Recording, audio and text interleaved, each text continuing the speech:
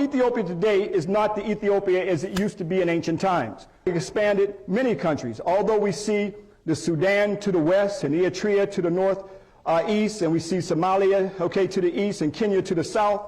These are the countries that border Ethiopia. But in ancient times, Ethiopia expanded a much larger region than it does today. Eritrea is a result of what Mussolini and others came in and separated the land.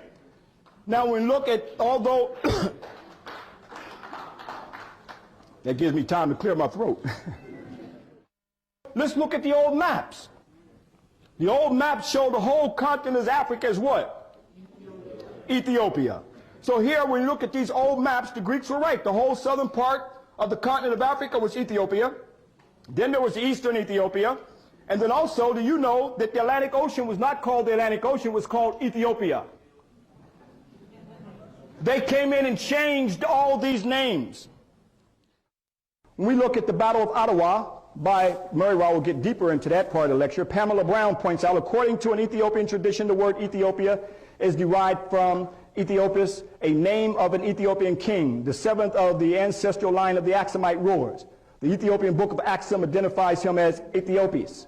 So that gives credit to where Greek Pliny stated the Ethiopians derived from the Ethiops, meaning the glowing and the black face. That's Ethiopius. That was the original name of Ethiopia, how the Greeks came up with Ethiopia. Let's look at the ancient Egypt and Kush.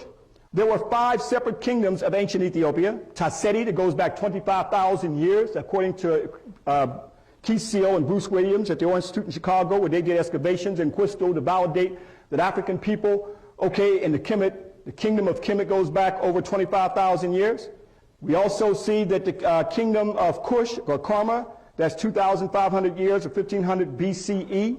And also Nepal, 1,000 to 600 BCE, and Merowe around 500 to 300 AD, and Aksum around 1,000 BCE to around 900 AD. But when you look at Kemet, or ancient Egypt as it's called, but today, the names for Ethiopia were names like Tasseti. Tasseti was the land of the bow that goes back 26,000 years from Europeans' research of the Royal Institute in Chicago with Keith Steele and Bruce Williams.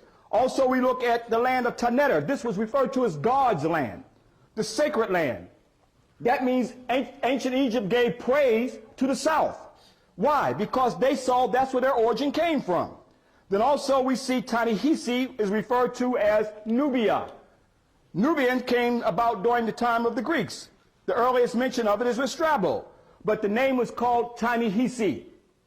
And then also we see Kenet Henefer is another name that means Cush from the 18th dynasty. And then Cush was also called Cush in the Hebrew Bible, and Kashada of the first king of the 25th dynasty, that's where it was named after, and also it predated him as well.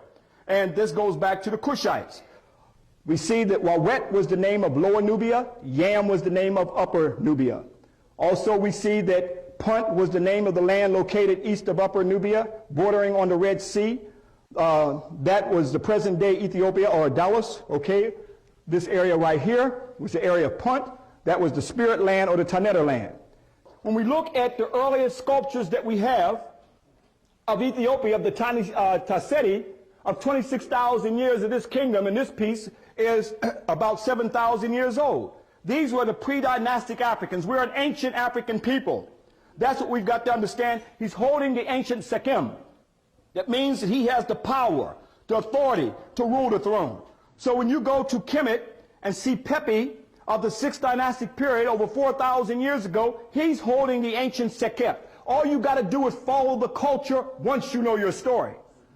And then when you understand, as we go back, Mary Ra and I, and we do our field research with our groups, and from our own empirical observation of our African culture, and seeing that it's not separated, then you can see the culture still goes on even to this very day. Even to this day with our elder in the highlands of Ethiopia. You can't segregate yourself down to just a little piece and portion. You got to go back. As we go back and go to Kolobolo and Ta-Nehisi, called Nubia today, that was also part of Ethiopia in ancient times. And here we see from the pre-dynastic stones that show that this was one time land that had green. It was not a desert.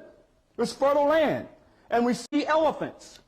We see giraffes and all types of animals. Can you see the elephant there? Now, elephants cannot survive in a desert. That tells us that this was one time a very green land. But we want to also see the culture and see they carved right here the sultan or king holding what is the sekim. Thousands of years ago.